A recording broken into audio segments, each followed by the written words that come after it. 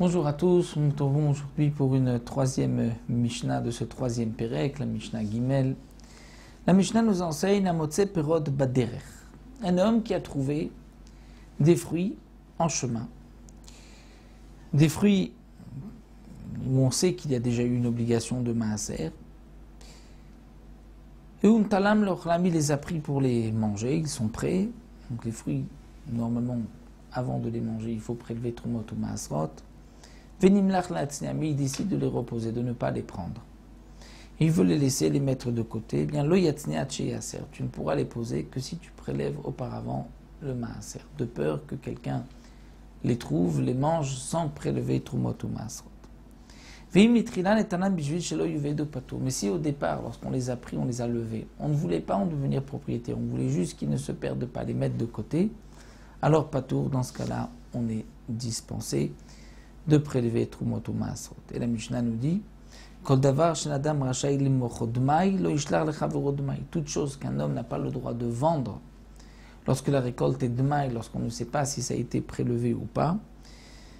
Donc, tout ce que l'on vend en petite quantité, comme nous l'avons vu dans les Mishnayot du Pérec précédent, du deuxième Pérec, à la fin du deuxième Pérec, nous avons vu que tout ce qu'on vend en petite quantité, on doit d'abord prélever sur une récolte qu'on a achetée d'un Maaretz, qu'on ne sait pas si lui a prélevé le Trumot ou Maasrot, on doit d'abord prélever avant de les revendre. Donc de même, tout ce qu'on ne peut pas vendre de maï, on ne pourra pas aussi donner à son prochain de maï. On ne pourra pas envoyer de cadeau de maï. Il faut d'abord prélever avant de donner, de peur que celui qui reçoit ne va pas prélever. Mais Rabbi Yossé matir bevadai ou bilvat shiodin. Rabbi Yossé permet même le vadai, c'est-à-dire Rabbi Yossé permet même une récolte, donc une récolte où on est sûr que les prélèvements n'ont pas été faits.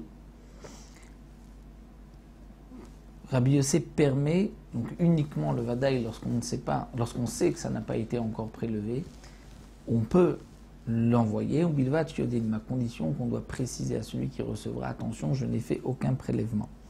Mais comme le Mefarshim m'explique, une récolte de maï, on ne pourra pas l'envoyer. Pourquoi?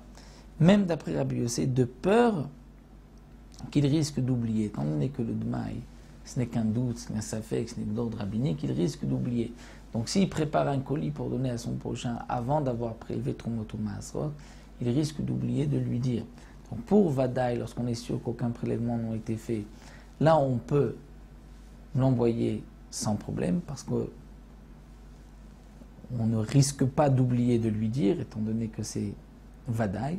Mais le Dmaï, même Rabbi Yossé est d'accord. Donc là, la Mishnah nous a enseigné que tout ce qui est dans notre propriété et qu'on veut donner ou laisser, il faut d'abord prélever les Trumot ou Maasrot avant de les laisser, avant de les donner, pour ne pas que celui qui les trouve, celui qui les reçoit, les mange sans avoir prélevé Trumot ou Maasrot.